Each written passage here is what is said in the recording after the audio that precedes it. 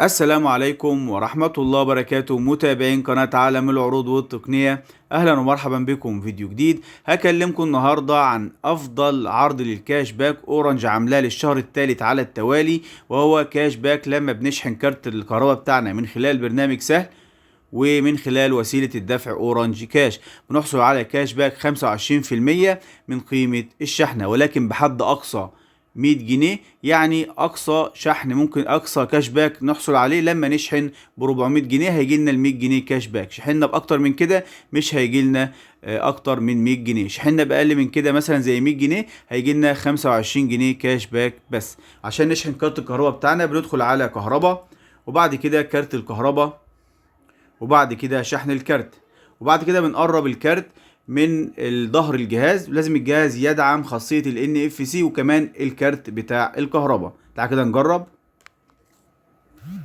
هيبدأ يقرأ بيانات، جاب لي بيانات العداد، اسمي والشركة اللي انا متعاقد معاها كهرباء، وكمان رقم العداد. وبعد كده بندخل مبلغ الشحن اللي احنا المفروض هنشحنه. انا هنا هشحن ب 200 جنيه وهشوف هيجي لي كاش باك المفروض 50 جنيه. تمام كده. رسوم على فكرة 4 جنيه على كل 100 جنيه، 2 جنيه وشوية يعني.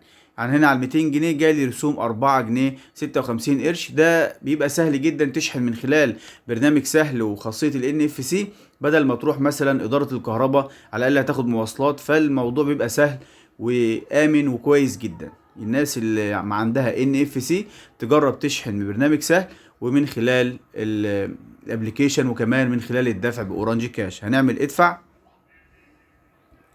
جاب لي وسيله الدفع. هختار بدل ما اختار مثلا، ممكن اختار كارت بنكي، ولكن انا عايز استفيد من الكاش باك. هنختار المحفظه الالكترونيه وهندخل محفظه اورنج كاش اللي احنا المفروض هيخصم منها المبلغ. لازم يكون برضو المبلغ متوافر، اللي هو المفروض هيبقى هنا كام، 204 جنيه او 205 جنيه موجوده في محفظه اورنج كاش. تعالى كده ندخل المحفظه، ندخل رقم المحفظة. هيروح رسالة عندك على الخط اللي عليه المحفظة، وهتطلب الكود. أول ما تعمل تأكيد وتدخل الرقم السري هيتم دفع القيمة، وهتسمع معاك هنا في الابليكيشن. تعال كده نجرب ونشوف هنبقى الطريقة عاملة ازاي.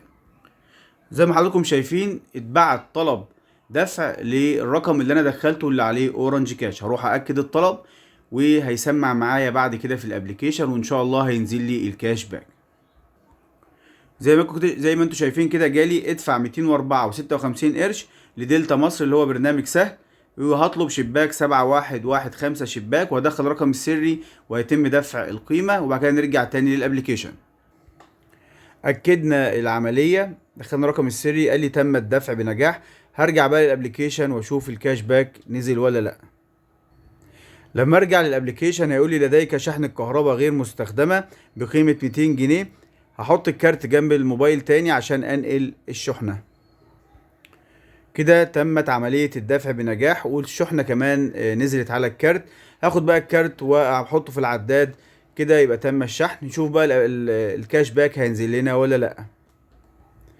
لما رجعت للتطبيق وخلاص كده الكارت خلاص اتشحن تمام، هلاقي عندي هنا اورنج كاش باك 51 جنيه و14 قرش من عرض اورنج وبرنامج سهل واورنج كاش للكاش باك. الناس تشحن من خلال برنامج سهل واورنج كاش هتكسب كاش باك حلو جدا وعرض حلو جدا من اورنج. جربوها كده واكتبوا لنا في التعليقات. والسلام عليكم ورحمة الله وبركاته.